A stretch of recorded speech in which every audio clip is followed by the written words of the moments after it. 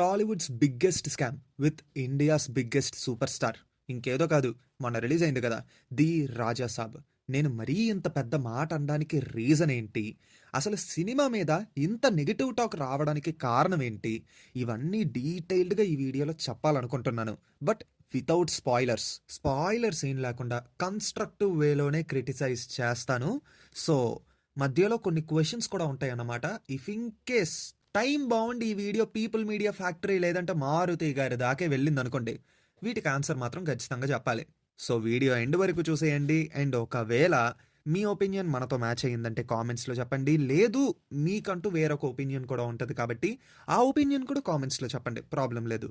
అయితే సినిమాలో ఉన్నలాగా మన వీడియోలో ఉండకూడదు. వైసోలెట్ మామ, ఇంకా మొదలు పెడదామా? హాయ్, నమస్తే and welcome to news 3 people. Video మొదలు పెడుతున్నాం కాబట్టి ఫస్ట్ పాయింట్ వచ్చేసి a very good concept with a bad execution. మన బాడీలో ఉండే చక్రాస్, ఇది ఎంత వండర్ఫుల్ కాన్సెప్ట్ తెలుసా? అండ్ ద క్రేజియస్ట్ కోఇన్సిడెన్స్ ఏంటంటే, నేను ఈ డిసెంబర్ 2025లోని ఈ చక్రాస్కి సంబంధించి 2 days వర్క్షాప్కి అటెండ్ అయ్యాను. చాలా తెలుసుకున్నాను చక్రాస్ గురించి అండ్ వాటి ఇంపార్టెన్స్ గురించి. దాంట్లో బేర్ మినిమం కూడా మనకి సినిమాలో చూపించలేదు. ఐ డోంట్ నో యూట్యూబ్లో వీడియోస్ అవైలబుల్ ఉన్నాయో లేవో వీటికి సంబంధించి ఎక్స్ప్లెనేషన్ అదినా, బట్ బుక్స్ అయితే అవైలబుల్గా ఉంటాయి.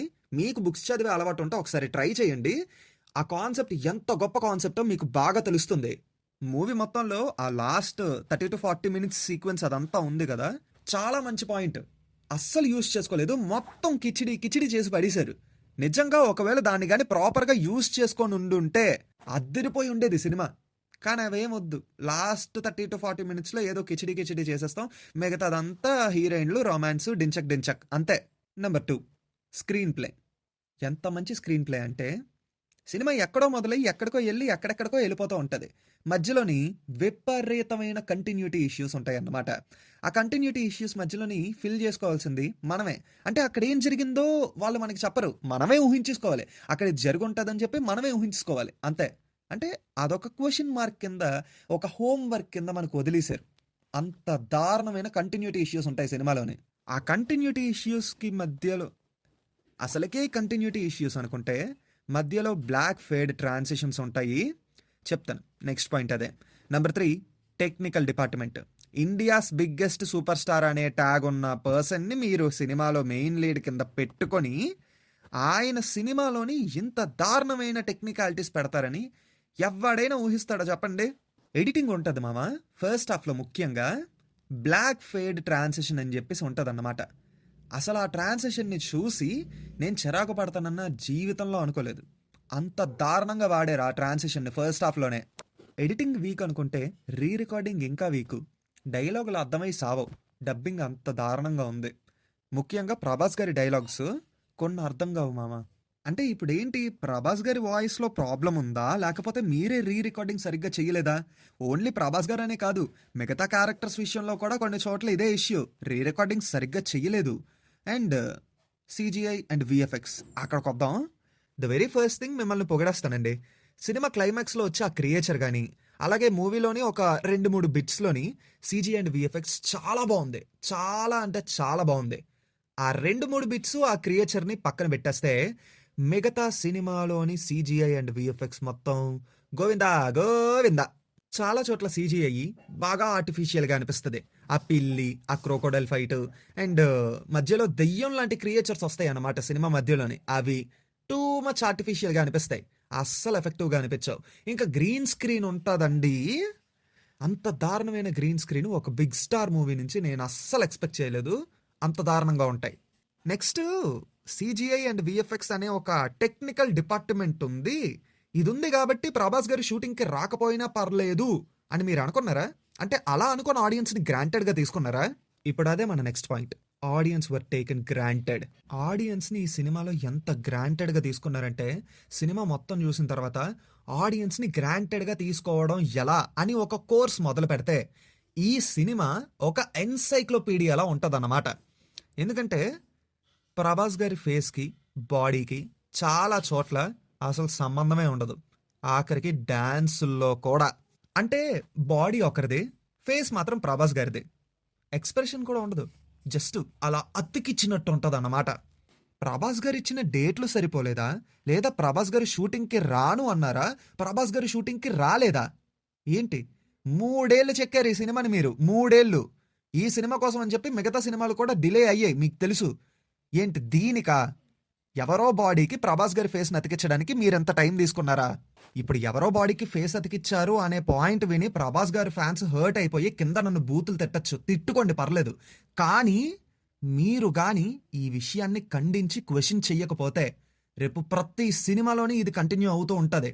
క్వెషన్ చెయ్యకపోతే ఆడియన్స్‌ని గ్రాంటెడ్‌గా తీసుకొని ఇలాంటి హాఫ్ బేక్డ్ కూడా కాదు వెరీ బ్యాడ్ అవుట్‌పుట్ మన మొహాన కొడతారు. దీనికి మళ్ళీ రూ. 1000 టికెట్ హైక్స్ ఇయన్నీ అడుగుతారు. ఆల్రెడీ ఇదే ఇష్యూ మీద ప్రీవియస్‌గా ఒక సినిమా విషయంలో మేకర్స్‌ని గట్టిగా ట్రోల్ చేశారు. అది అందరికీ తెలిసిందే. అది చూసిన తర్వాత కూడా ఆ సినిమాలో కంటే ఎక్కువ షాట్స్ ఈ సినిమాలోని పెట్టారు. అతి దారుణమైన థింగ్ ఏంటంటే ఒక ఫైట్ మొత్తం అలానే ఉంటది. సినిమాలో డూప్‌ని వాడతారండి. వాడతారు. అది అందరికీ తెలిసిందే. It was an open fact.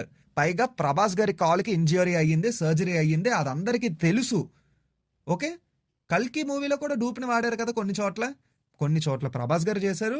ఆయన చెయ్యలేరు అని అనుకున్న వాటిలోని డూప్‌ని వాడారు కదా! అక్కడెక్కడైనా మనకు తెలిసిందా? It's completely dependent on directors vision.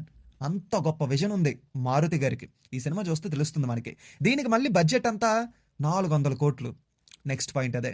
Where is 400 crores budget? నిజంగా ఈ సినిమాకి 400 కోట్లు బడ్జెట్ పెట్టారా? లేకపోతే ఆడియన్స్ చెవులు ఖాళీగా ఉన్నాయి కాసేపు ఫ్లవర్స్ పెడదాము, రోజా పువ్వులు పెడదాం, చామంతి పువ్వులు పెడదాం అని చెప్పేసి ఇలా ఏమైనా ప్లాన్ చేసుకున్నారా? 400 కోట్లు బడ్జెట్ ఈ సినిమాకి. సరే రెమ్యూనరేషన్స్తో కలిపి 400 నుంచి 450 కోట్ల బడ్జెట్ అయ్యింది అని అంటే ఎంత కాదన్నా 150 నుంచి 170 కోట్ల వరకు రెమ్యూనరేషన్స్ ఎగిరిపోతాయి అని అనుకుందాం. ఓకే. అది పోగా 250 కోట్ల వరకు మిగులుతుంది. అది ఎక్కడ పెట్టారు? ఫస్ట్ హాఫ్ మొత్తం ఆల్రెడీ రామోజీ ఫిల్మ్ సిటీలో అవైలబుల్గా ఉన్న సెట్లలోనే తీశారు. ఫస్ట్ హాఫ్లో ఉన్న ఆ సెట్ ప్రాపర్టీ మొత్తం రామోజీ ఫిల్మ్ సిటీలో అవైలబుల్గా ఉన్నాయి అండ్ చాలా సినిమాల్లో చూసాం అది. ఓకే. సో అది పక్కన పెట్టేద్దాం. మీరు స్పెషల్గా రీకన్స్ట్రక్ట్ చేసిన సెట్స్ అయితే కాదు. మీరు కన్స్ట్రక్ట్ చేసిన సెట్ ఏదైనా ఉంది అంటే ఆ ప్యాలెస్ ఒక్కటే. ఆ ప్యాలెస్ కోసం అంత ఖర్చు పెట్టేశారా అండి? ఇంకా సీజీ అండ్ విఎఫ్ఎక్స్ కోసం ఖర్చు పెట్టేశాము అంటే ఏటి? ఆ వీక్ క్వాలిటీ ఉన్న అవుట్పుట్ కోసం మీరు అంత ఖర్చు పెట్టారా? లేదంటే ప్రభాస్ గారి ఫేస్‌ని అతికించడానికి అని చెప్పేసి అంత బడ్జెట్ పెట్టారా? ఏది? మీరు పెట్టిన బడ్జెట్ ఏది? ఆ బడ్జెట్‌కి తగ్గ క్వాలిటీ ఏది? అయితే రెండే జరుగుండాలి. ఒకటి అంత బడ్జెట్ మీరు పెట్టుండకపోవచ్చు. మీరు పెట్టలేదు. కాకపోతే ఏదో ప్రమోషన్స్‌లోనో ఆటిలోనో ఏదో హైప్ ఇచ్చుకోవడానికి అని చెప్పి 400 కోట్ల బడ్జెట్ అయ్యింది అని చెప్పుకొని ఉండాలి. లేదంటే నిజంగానే 400 సీఆర్ అయ్యి ఉండాలి. కాకపోతే ఆ బడ్జెట్‌ని మీరు అస్సలు సరిగ్గా యూటిలైజ్ చేసుకోలేదు. ఈ రెండిట్లో ఏదో ఒకటి మాత్రం ఖచ్చితంగా జరుగుంటది. మళ్ళీ ఎంత బడ్జెట్ పెట్టేశామన్న పేరుతోని టికెట్ హైక్స్, ప్రీమియర్స్‌కి రూ. 1000 టికెట్ ప్రైజు. చేయాలని చెప్పి చాలా గట్టిగానే ప్లాన్ చేశారు. కాకపోతే ప్రీమియర్స్‌కి రూ. 1000 టికెట్ ప్రైస్ పెట్టిన ప్రతి ఒక్కడు first day and second day ఆ హైక్స్‌ని భరించి మరీ టికెట్ కొనుక్కొని వెళ్ళిన ప్రతి ఒక్కరు చెప్పకూడదు గానీ రెడ్ ఫ్లవర్ అని ఇండైరెక్ట్‌గా అంటాం అన్నమాట. అయిపోయారు. అదే మన next point. The scam. Vishwaprasad గారు నాకు తెలియక అడుగుతానండి. మీరు ఈ సినిమాని ముందుగా స్కెడ్యూల్ చేసుకుంది ఎప్పుడు? డిసెంబర్ 5కే కదా? డిసెంబర్ 5కి స్కెడ్యూల్ చేసుకున్న మూవీ సంక్రాంతి అనే సీజన్ని యూటిలైజ్ చేసుకుందాం అనే ఉద్దేశంతోని మీరు సంక్రాంతికి ఈ సినిమాని పోస్ట్పోన్ చేశారు. నిజమే కదా? అయితే మీకు అవుట్పుట్ డిసెంబర్లో రెడీ అయిపోయి ఉండాలి. 1 వీక్ ముందు సినిమాని రెండర్ చేయడం ఏంటి? రెండర్ చేసేటప్పుడు ఏ సీను కాకుండా పర్టికులర్గా ఆ ఒక్క సీనే ఎగిరిపోవడం ఏంటి? నేను చెప్తున్న ఆ ఒక్క scene upside down fight sequence. నిజం చెప్తున్నాను. టికెట్ కొన్న ప్రతి ఒక్కడు ఆ అప్సైడ్ డౌన్ ఫైట్ సీక్వెన్స్ ఏంటి, మన ప్రభాస్ గారు ఆ ఓల్డ్ గెటప్లో రావడం ఏంటి అనే ఆతృతతో థియేటర్కి వచ్చిన వాడే. అలా థియేటర్కి వచ్చిన ప్రతి ఒక్కడిని మీరు మోసం చేశారు. కంప్లీట్లీ మోసం చేశారు. ఎందుకంటే ఆ గెటప్కి సంబంధించి ఒక పోస్టర్ రిలీజ్ చేశారు, మోషన్ పోస్టర్ రిలీజ్ చేశారు, ట్రైలర్లో ఎలివేట్ చేశారు, సెకండ్ ట్రైలర్లో కూడా ఎలివేట్ చేశారు, పోస్టర్స్ దించారు. ఇంటర్వ్యూలోనైతే మారుతి గారు ఆ సీక్వెన్స్ కోసం ఎంత కష్టపడ్డారో అనే దాని గురించి కూడా చెప్పారు. ఇంత చెప్పి ఆ సీక్వెన్స్ని సినిమాలో నుంచి తీసేశారు. అంటే జనాలు చెవులు చాలా ఖాళీగా ఉంటాయి. ఫ్లవర్స్ పెట్టడం బాగా ఈజీ. ఫస్ట్ 2 days ఆ సీక్వెన్స్ తీసేసి 2 days తర్వాత ఇలా ఆ సీన్ని పెడుతున్నాం అని చెప్తే కళ్ళు మూసుకొని థియేటర్లకు వచ్చేస్తారు. అసలుకే బానిసలు, టీఎఫ్ఐ బానిసలు వాళ్ళు అనే కదా మీ ఉద్దేశం. అంత గ్రాంటెడ్‌గా తీసుకున్నారండి మీరు ఆడియన్స్‌ని. మీరు పెట్టిన టికెట్ ప్రైస్ రూ. 10, రూ. 20 కాదండి. రూ. 1000, 300, 350 అంటే మీరింత టికెట్ హైక్‌లు, టికెట్ ప్రైస్‌లు పెంచుకునేది జనాన్ని మోసం చెయ్యడానికా? ఏంటిది? ఆ! దీనికి మాత్రం మీరు ప్రాపర్ ఆన్సర్ ఇవ్వాలి. సర్వర్ బిజీలు ఇలాంటి సోది మాకొద్దు. మీరనే కాదు ప్రతి ప్రొడక్షన్ హౌస్ ఇదే తప్పు చేస్తుంది. ఎందుకు సినిమాకి సంబంధించి కాంటెంట్‌ని ఎందుకు రిలీజ్ చేయాలి? ఆ కాంటెంట్‌ని సినిమాలో పెట్టకుండా ఎందుకుండాలి? అబ్బో తోపు, అబ్బో తొరుము అని చెప్పి ఆ సాంగు, సీక్వెన్స్‌లు ఇయన్నీ ఎందుకు రిలీజ్ చేయాలి? అవెందుకు సినిమాలో పెట్టకుండా ఉండాలి? మేమేం బలిసిపోయి లేమండి. మేము ఎంటర్‌టైన్ అవ్వడానికి టికెట్ ఖర్చు పెట్టి థియేటర్‌కొస్తున్నాం. మీరే ప్రిపేర్ చేస్తున్నారు. ఈ సీన్ ఇలా ఉంటది, ఈ సాంగ్ ఇలా ఉంటదని. మీరు ప్రిపేర్ చేసి మీరు ఆ సీన్‌ని, సాంగ్‌ని సినిమాలో లేకుండా తీసేస్తే మేము పెట్టిన డబ్బులు ఎక్కడ వర్తీ అవుతున్నాయి చెప్పండి? మీరు ఆడియన్స్‌ని సర్ప్రైజ్ చేద్దామని ఆ సీన్‌కి సంబంధించి ఎటువంటి కాంటెంట్ రిలీజ్ చేయకుండా ప్రమోషన్స్‌లో దాని ప్రస్తావన రాకుండా మూవీ రిలీజ్ అయిన 1 వీక్ తర్వాత మమ్మల్ని సర్ప్రైజ్ చేస్తూ ఆ కాంటెంట్‌ని సినిమాలో పెడితే అది వేరు. ముందు నుంచి ప్రిపేర్ చేసి దాన్ని సినిమాలో పెట్టకపోతే అదెలా ఉంటదో తెలుసా? ఇది నిజం. మీరు కావాలని ఆ సీన్‌ని తీసేశారు. సీన్‌ని 2 రోజుల తర్వాత సినిమాలో పెడితే ఆల్రెడీ చూసిన వాళ్ళు మళ్ళీ థియేటర్‌కి వస్తారు అనే ఉద్దేశంలోనే మీరీ డ్రామా అనేది ప్లే చేస్తున్నారు. అందుకే నేను స్టార్టింగ్‌లో అన్నా Tollywood's biggest scam with India's biggest super star అని. టికెట్ ప్రైసెస్ విషయంలో క్వెషన్ చేస్తున్నాం కదా మామ. ఈవెన్ మూవీ కాంటెంట్ క్వాలిటీ విషయంలో కూడా మనం ఖచ్చితంగా క్వెషన్ చెయ్యాలి. క్వెషన్ చెయ్యలేదు అనుకోండి, ఇలాంటి క్వాలిటీ అవుట్‌పుట్టే మన మొహాన్ని కొట్టి దానికి మళ్ళీ రూ. 1000, 1500, 2000 టికెట్ ప్రైసులు పెట్టి మన దగ్గర నుంచి డబ్బులు గుంజేస్తారన్నమాట. సో, రాజాసాబ్ ఏంటంటే ఒక మంచి కాన్సెప్ట్‌ని, ఒక పెద్ద స్టార్‌ని పెట్టుకొని సినిమా ఎలా తీయకూడదు అని చెప్పడానికి ఒక కేస్ స్టడీ అన్నమాట. ఈ వీడియోతో మిమ్మల్ని థియేటర్‌లకెళ్ళొద్దు అని చెప్పడం మా ఉద్దేశం కాదు మామ. మీరు వెళ్ళండి, వెళ్ళకపోండి మీ ఇష్టం. ఎందుకంటే ఒపీనియన్స్ అనేవి వేరువేరుగా ఉంటాయి.